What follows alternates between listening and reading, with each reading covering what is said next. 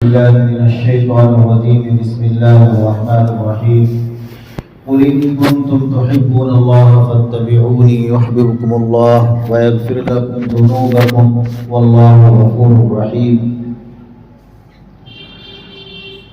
محترم بزرگ اور بھائیوں، جیسا کہ حضرت نے فرمایا کہ یہ سب فیض حضرت مولانا عبدالستار صاحب دامت برکاتہم العالیہ کا ہے، جو ایک اس وقت مضبوط ترین نسبت کے حامل ہے، تھانوی نسبت کے ایک بڑی نسبت ہے۔ اور ماشاءاللہ حضرت نے یہ سلسلہ یہاں جاری فرمایا ہے کہ مہینے کی پہلی تاریخ میں یہاں پر اصلاحی اور ذکر کی مجلس ہوتی ہے، جو ایک بہت ہی اچھا ہے اور اصلاح کا اور اللہ کا قرب حاصل کرنے کا ایک بہت ہی مفید طریقہ ہے۔ ان اللہ والوں کی صحبت میں بیٹھنے سے بہت کچھ حاصل ہوتا ہے۔ ہمارے دنیا کے مسائل بھی حل ہوتے ہیں اور آخرت کے مسائل بھی حل ہوتے ہیں۔ بڑے بڑے مجاہدات سے بعض مرتبہ آدمی وہ چیز حاصل نہیں کر پاتا جو ایک اللہ والے کی نظر پڑنے سے حاصل ہو جاتی ہے۔ کتابوں کے اندر اس طرح کے واقعات ملتے ہیں کہ ایک اللہ والے کی ایک نظر پڑی اور اس ایک نظر سے ہی اللہ تعالیٰ نے پوری زندگی کی گندگیوں کو ختم کر دیا اور اللہ نے اس بندے کو اپنے اولیاء میں شامل فرما دیا۔ مواعظ درد محبت ایک کتاب ہے، اس میں ایک واقعہ لکھا ہے حضرت ابراہیم ادہم رحمہ اللہ کا۔ حضرت تشریف لے جا رہے تھے، راستے میں دیکھا کہ ایک شرابی پڑا ہوا ہے اور شراب کے نشے میں لت پت ہے۔ فرماتے حضرت کہ شروع میں تو بہت غصہ آیا، لیکن بعد میں خیال آیا دل کے اندر کہ اللہ کا بندہ ہے، ہم اللہ سے محبت کرنے والے ہیں، تو جو آدمی جس سے محبت کرتا ہے وہ اس کی ہر چیز اس کو محبوب ہوتی ہے، وہ اس کی کسی چیز سے نفرت نہیں کرتا۔ آپ کے تعلق والا کوئی آدمی ہے، اس کی اولاد کسی برے کام میں مبتلا ہے، تو آپ اس کی اولاد سے نفرت نہیں کریں گے، بلکہ آپ کی کوشش یہ ہوگی کہ یہ میرے دوست کی اولاد ہے، میرے دوست کا یہ بچہ ہے، یہ برا کام کرنا چھوڑ دے اور یہ اچھا بنے۔ تو اسی طرح یہ میرے اللہ کی، میرے خالق کی مخلوق ہے اور اس کا بندہ ہے، لہذا مجھے اس کے ساتھ اچھا معاملہ کرنا چاہتا ہے۔ حضرت نے اس شرابی کو اٹھایا اور اس کا چہرہ دھلا، تو جیسے ہی حضرت اس کا چہرہ دھل رہے تھے تو اس شرابی کی آنکھ کھلی اور اس نے دیکھا کہ وقت کا ولی جس سے ملنے کے لیے دور دراز سے لوگ سفر کر کے آتے ہیں، وہ مجھ جیسے گندے سے اس قدر محبت کر رہا ہے اور میرے چہرے کو دھل رہا ہے، تو فوراً نادم اور شرمندہ ہوا اور اسی وقت حضرت سے عرض کیا کہ میں توبہ کرتا ہوں، آپ مجھے کلمہ پڑھائیے اور مجھے بیعت کر دیجیے۔ چنانچہ حضرت نے اس کو بیعت کیا، کچھ اصلاح کی باتیں کہی، تو رات میں حضرت کو خواب آیا اور خواب میں یہ دکھایا گیا کہ آپ نے جس شرابی کا چہرہ آج دھلا ہے، اس شرابی کا نام اس وقت کے جو اولیاء اللہ موجود تھے ان کی فہرست میں آیا، اس وقت کے جو چوٹی کے اولیاء تھے تو ان اولیاء کی فہرست میں اس شرابی کا نام بھی موجود ہے۔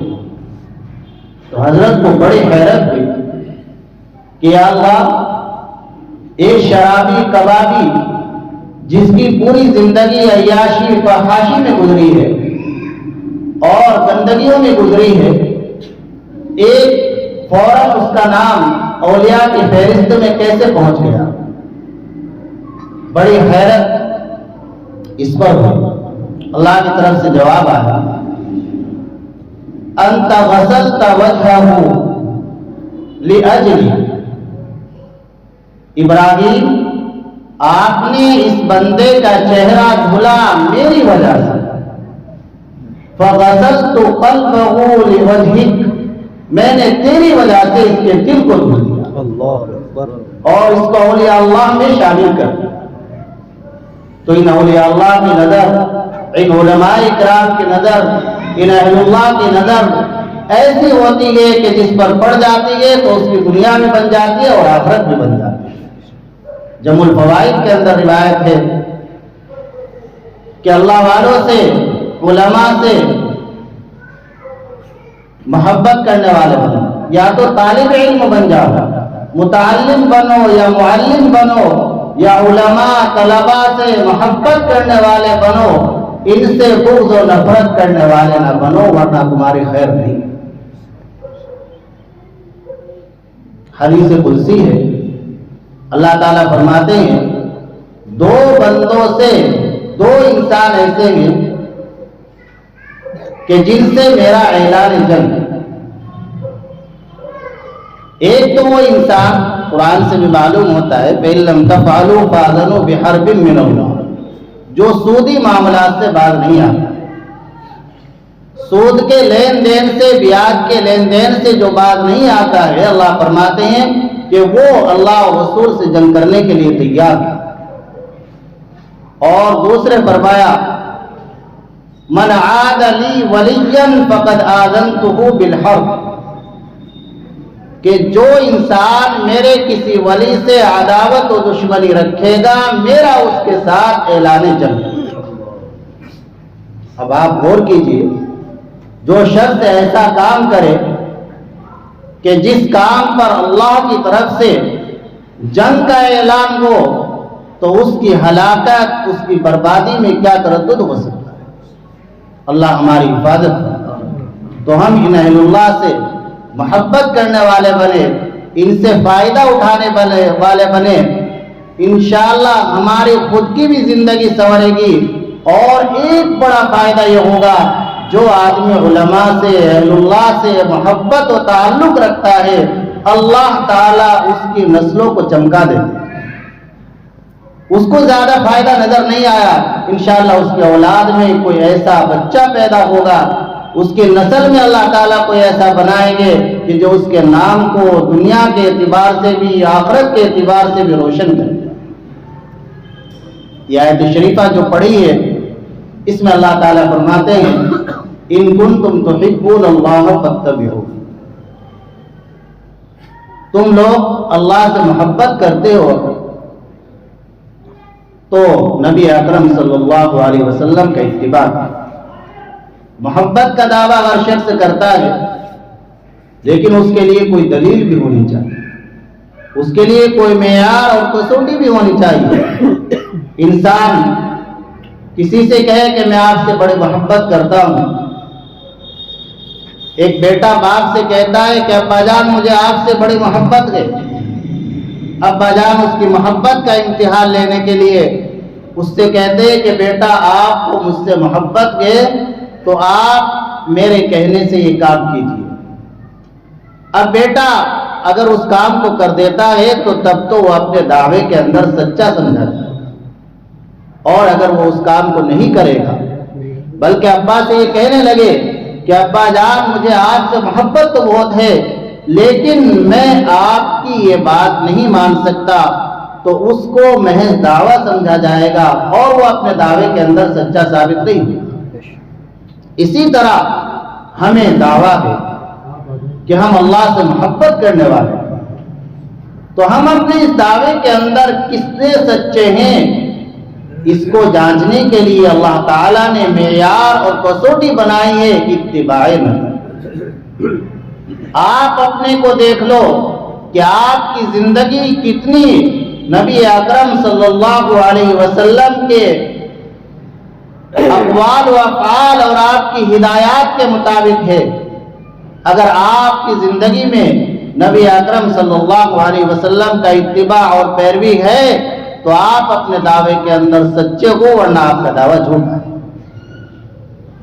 پھر اللہ نے اس پر انعام بھی بیان فرمایا کہ جو آدمی میرے نبی کا اتباع کرے گا، ایک بات تو یہ ہے کہ وہ اپنے دعوی محبت پہ سچا ہے، گویا وہ واقعی اور سچی مجھ سے محبت کرنے والا ہے، اس بندے کو میں دو انعام سے نوازوں گا۔ ایک انعام تو یہ کہ اللہ تعالیٰ گناہوں کو معاف فرما دیں گے، اللہ گناہوں سے محفوظ رکھیں گے، اللہ اس کو محفوظ اور پاکیزہ زندگی نصیب فرمائیں گے، اور گناہوں پر اللہ تعالیٰ ندامت اور شرمندگی کی توفیق عطا فرمائیں گے۔ یہ بھی ایک بڑی چیز ہوتی ہے کہ انسان سے گناہ ہوا اور گناہ ہونے کے بعد اس گناہ پر ندامت اور شرمندگی ہو، اور پھر اللہ کے سامنے توبہ کرے۔ توبہ کے لیے ندامت شرط ہے، شرمندگی شرط ہے۔ ندامت اور شرمندگی کے معنی کیا ہے؟ علماء نے لکھا ہے ندامت کے معنی ہے تعلم القلب، دل کا دکھنا۔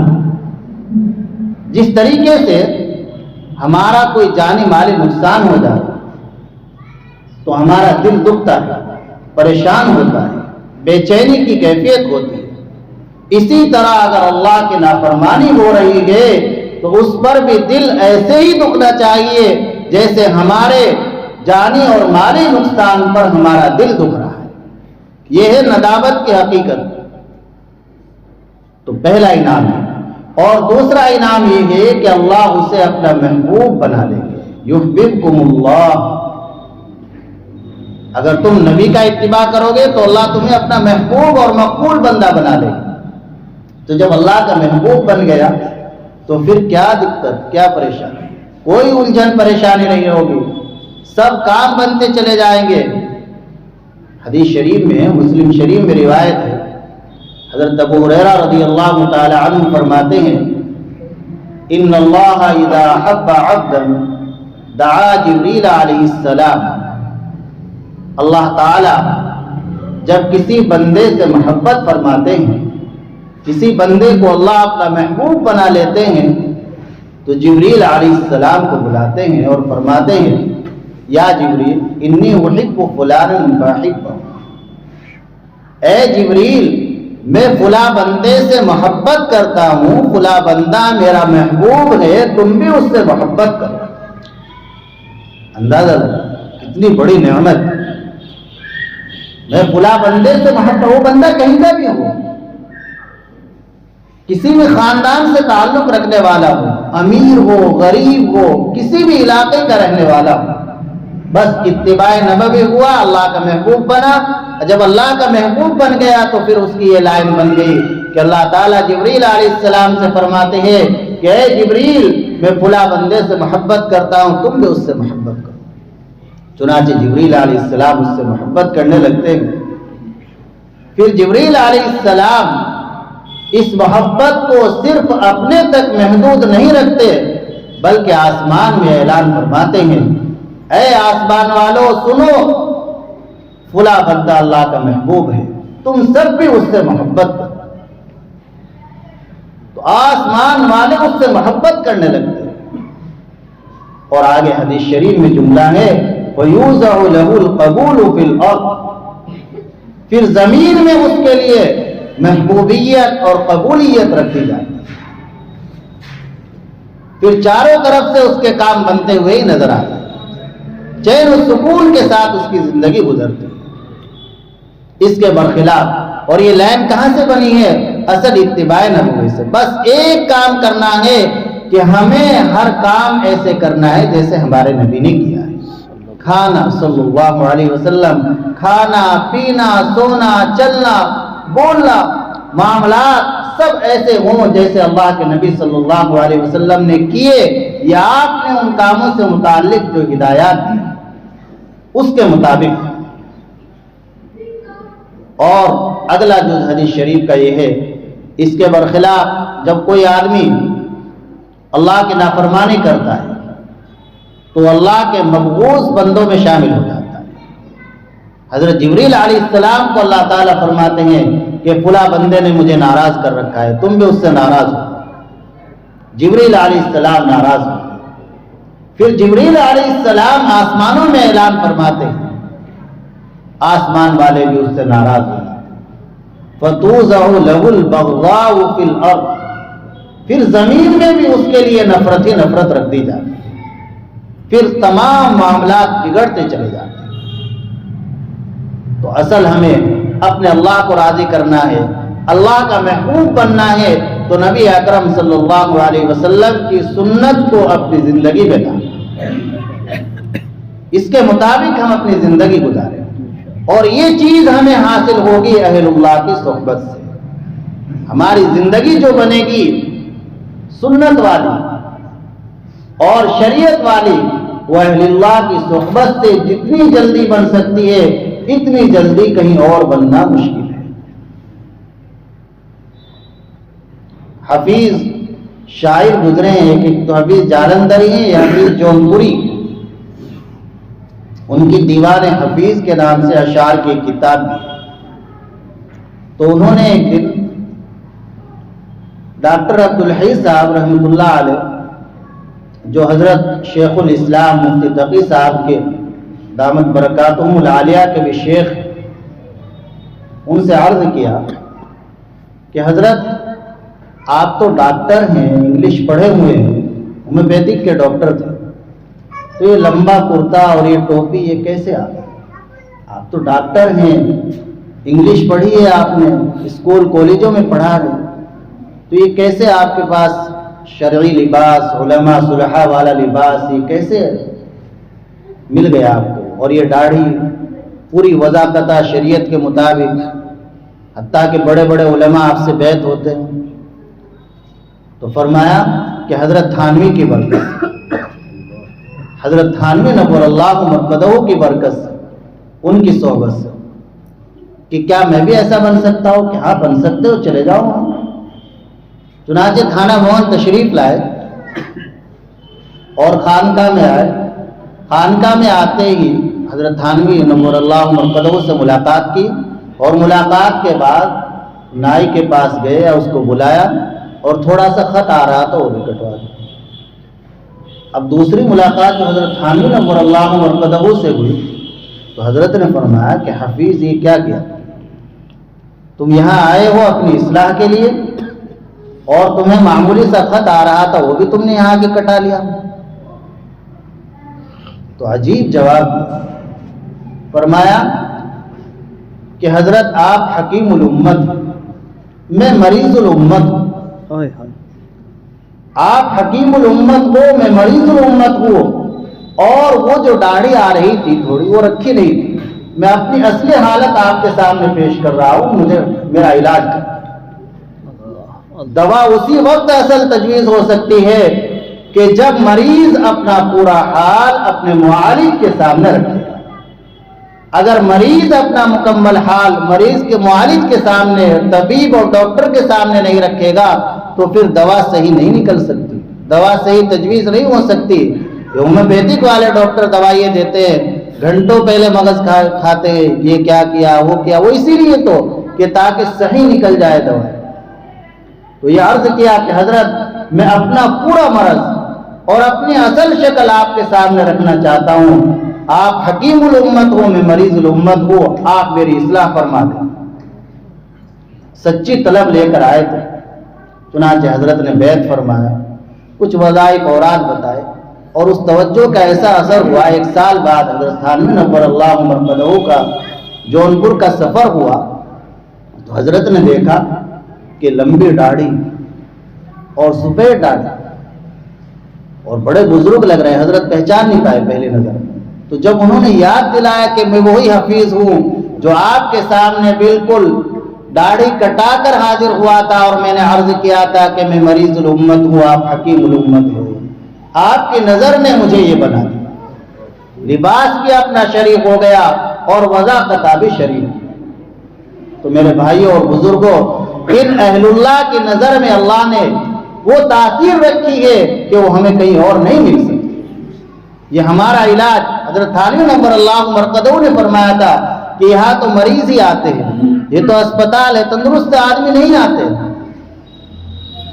جیسے اسپتال میں کوئی تندرست تھوڑا ہی ایڈمٹ ہوتا ہے، وہاں پر مریض ہی ایڈمٹ ہوتا ہے، تو ایسے ہی ہم سب روحانی مریض ہیں. ہم اپنے علاج کے لیے اس طرح کی مجلسوں میں اور اہل اللہ کی صحبت میں آ کر بیٹھے صحیح نیت کے ساتھ انشاءاللہ علاج ہو جائے گا, علاج ہو جائے گا, فائدہ ہوگا.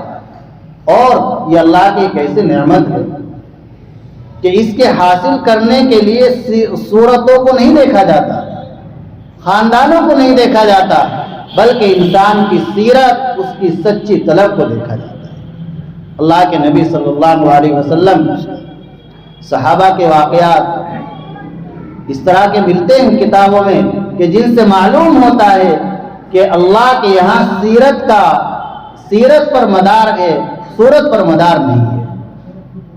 عمل پر مدار ہے, خاندانی شرافت پر مدار نہیں ہے. من بطأ به عمله لم يسرع به نسبه, مسلم شریف میں روایت ہے کہ جس کو اس کے عمل نے پیچھے چھوڑ دیا اس کا نسب اس کو آگے نہیں بڑھا سکتا, آگے نہیں بڑھا سکتا نسب. ایک کتاب ہے اسد الغابہ, حضرات صحابہ اکرام رضی اللہ عنہم کے حالات 7-8 جلدوں میں ہیں, علامہ ابن الاثیر رحمۃ اللہ علیہ کے. تو اس میں ایک صحابی کا بڑا ہی عجیب غریب واقعہ ذکر کیا گیا ہے, اور روایت کرنے والے ہیں حضرت نبی اکرم صلی اللہ علیہ وسلم کے خادم خاص حضرت انس رضی اللہ تعالی عنہ. حضرت انس رضی اللہ تعالی عنہ روایت کرتے ہیں کہ اللہ کے نبی صلی اللہ علیہ وسلم کی خدمت میں ایک صحابی جن کا نام سعد ہے اور لقب ہے اسود, اسود کے معنی ہے کالا کلو. تو سعد اسود رضی اللہ تعالی عنہ یہ شکل و صورت کے اعتبار سے کالے تھے. نبی اکرم صلی اللہ علیہ وسلم کی خدمت میں حاضر ہوئے اور عرض کیا کہ اللہ کے رسول صلی اللہ علیہ وسلم, آپ یہ بتائیے کہ میرا ایک کالا پن مجھے جنت میں جانے سے تو نہیں روک دے گا, میرا ایک کالا پن مجھے کہیں جنت میں جانے سے تو نہیں روک دے گا. حضور اکرم صلی اللہ علیہ وسلم نے فرمایا, آپ اللہ پر, اللہ کے رسول پر ایمان لائے ہو, نیک اعمال کرتے ہو, تو آپ کو جنت میں جانے سے کوئی چیز نہیں روک سکتی. پھر آپ نے معلوم کیا کہ آخر بات کیا ہے, کیوں آپ ایسی بات کہہ رہے ہیں, کوئی تو بات ہے. تو انہوں نے بتایا کہ حضرت جو لوگ آپ کی مجلس میں آتے ہیں اور جو آپ کی خدمت میں حاضر رہتے ہیں, مدینہ منورہ کے تقریباً تمام ہی گھرانوں میں نے اپنے نکاح کا پیغام پہنچایا, لیکن کوئی مجھے اپنی لڑکی اور اپنی بہن دینے کے لیے تیار نہیں. تو میرے دل میں خیال آیا کہ میرا یہ نکاح کا معاملہ میرے کالے پن کی وجہ سے رک رہا ہے, تو کہیں ایسا نہ ہو کہ میرا یہ کالا پن مجھے جنت میں داخلے سے بھی روک دے. تو نبی اکرم صلی اللہ علیہ وسلم نے ان کی یہ بات سن کر فرمایا کہ اس وقت عمرو ابن وہب الثقفی, ایک صحابی ہیں رضی اللہ عنہ, ان کی بیٹیاں سب سے زیادہ خوبصورت ہیں مدینہ منورہ میں اور تعلیم یافتہ ہے. ان کی فلاں بیٹی جو سب سے زیادہ خوبصورت ہے, سب سے زیادہ تعلیم یافتہ ہے, میں نے جاؤ تمہارا نکاح ان سے کرو. اور عمرو ابن وہب الثقفی کے گھر جا کر یہ پیغام سنا. چنانچہ یہ صحابی حضرت سعد اسود رضی اللہ عنہ حضرت عمرو ابن وہب الثقفی رضی اللہ عنہ کے گھر پر پہنچے اور انہیں یہ پیغام سنایا. تو انہوں نے شروع میں انکار کر دیا, یہ سمجھ کر کہ کہیں اپنی طرف سے ہی نہ بات بنا رہے.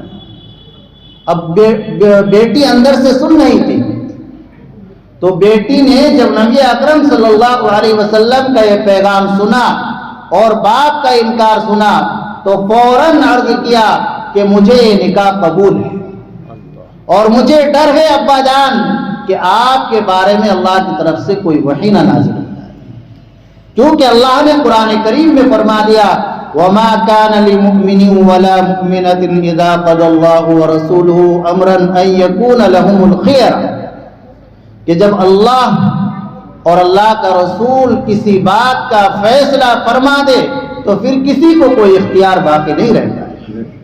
مجھے یہ نکاح منظور ہے.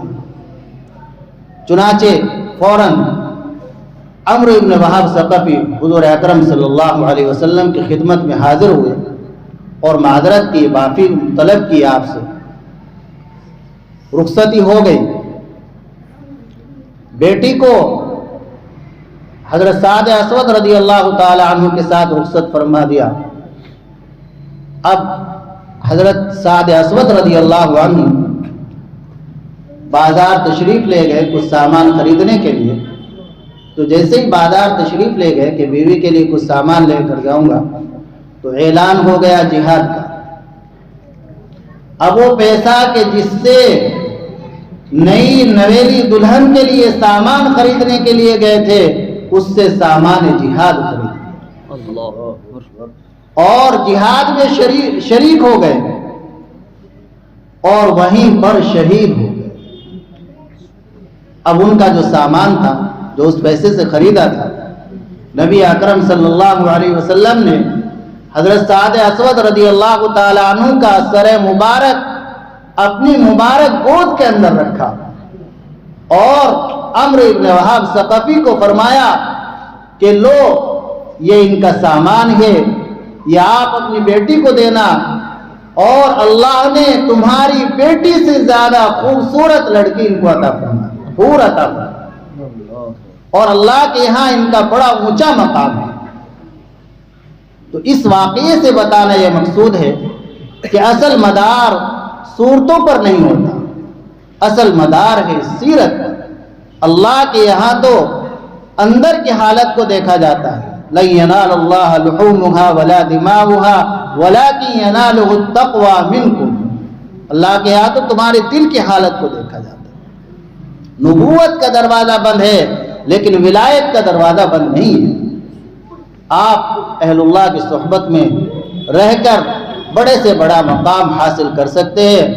हज़रत शाह अब्दुल गनी साहब फूलपुरी रहमतुल्लाह अलैह फरमाया करते थे कि जो आदमी उलमा अहलुल्लाह की सोहबत में रहता है, तो गरचे उसकी अमल की कमज़ोरी की वजह से जल्दी उसको विलायत का मकाम नहीं हासिल हो पाता, लेकिन उन अहलुल्लाह की सोहबत की बरकत की वजह से एक दिन ज़रूर ऐसा आएगा कि उसे तौबा की तौफीक हो जाएगी और विलायत का मकाम अल्लाह उसे अता फरमाएगा।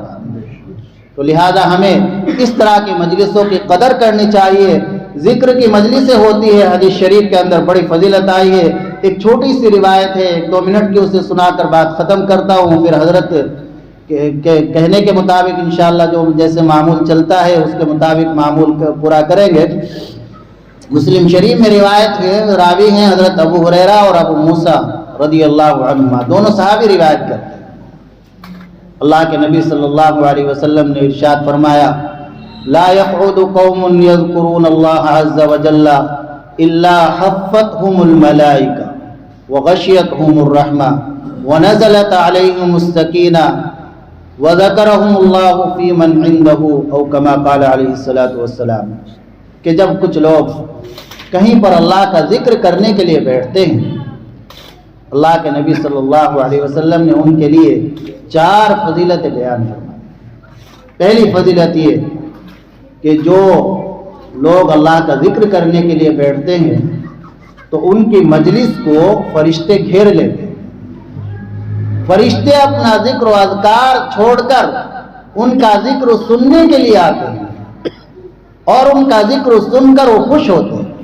मुहद्दिसीन ने, शारिहीन हदीस ने इसकी शरह इस तरह बयान की, हफ़्फ़तहुमुल मलाइका व गशियतहुमुर रहमा, और अल्लाह की रहमत उनको ढांप लेती है, छुपा लेती है, यानी अल्लाह को खूब प्यार और मोहब्बत आती है।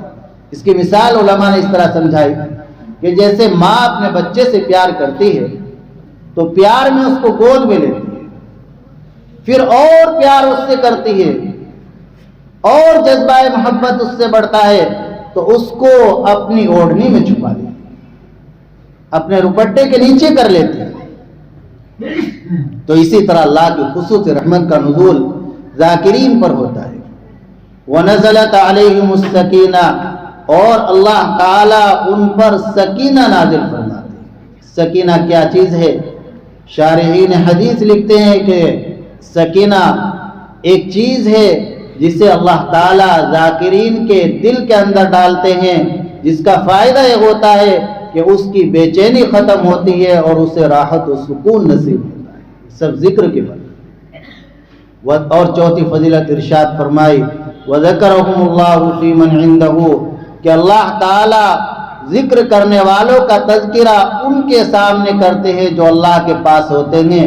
فی من عندہ کی شرح ملا علی قاری رحمت اللہ علیہ نے کی ہے، عند الملائکہ والمرسلین، فرشتوں کے سامنے اور رسولوں کے سامنے، وارواح المرسلین، فرشتوں اور رسولوں اور پیغمبروں کے سامنے اللہ تعالیٰ ان کا ذکر کرتے ہیں کہ دیکھو فلاں مجلس میں فلاں جگہ پر میرے بندے میرا ذکر کر رہے ہیں۔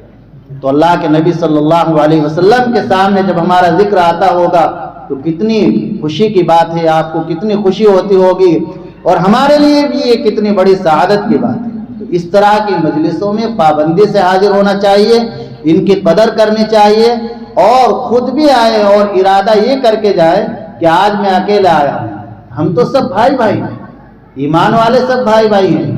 کامل مومن وہ ہے لا یؤمن احدکم حتی یرضی لاخیہ ما یرضی لنفسہ، رواہ البخاری۔ حدیث شریف میں ہے کہ اس وقت تک تم کامل مومن نہیں بن سکتے کہ جب تک کہ تمہارا مزاج یہ نہ بن جائے جو اپنے لیے پسند کر رہے ہو وہی اپنے بھائی کے لیے پسند کرو۔ جب ہم ان مجلسوں کو اپنے لیے پسند کر رہے ہیں تو ہم اپنے گھر سے شروع کریں کہ اگلی مجلس میں انشاءاللہ ہم اپنے بیٹوں کو لے کر آئیں گے، اپنے بھائیوں کو لے کر آئیں گے، پھر اپنے پڑوس سے شروع کریں، اور کوشش ہماری یہ ہو کہ ہر مرتبہ ہم ایک نئے آدمی کو ضرور ساتھ لے کر آئیں۔ اس کا فائدہ جس طرح اس آنے والے کو ہوگا تو آپ کے نامہ اعمال میں بھی اس کے نیک اعمال کا ثواب لکھا جائے گا، بلکہ لکھا جاتا رہے گا جب تک وہ اس لائن پر چلتا رہے گا۔ حدیث شریف میں کوئی آدمی اچھا طریقہ رائج کر کے جاتا ہے تو جب تک لوگ اس اچھے طریقے پر عمل کرتے رہیں گے تو اس کے نامہ اعمال میں بھی وہ ثواب لکھا جاتا رہے گا۔ اللہ تعالی ہم سب کو عمل کی توفیق عطا فرمائے، اور حضرت کی عمر میں اللہ تعالی خوب برکت عطا فرمائے، فیض کو خوب عام کام فرمائے۔ وآخر دعوانا الحمدللہ۔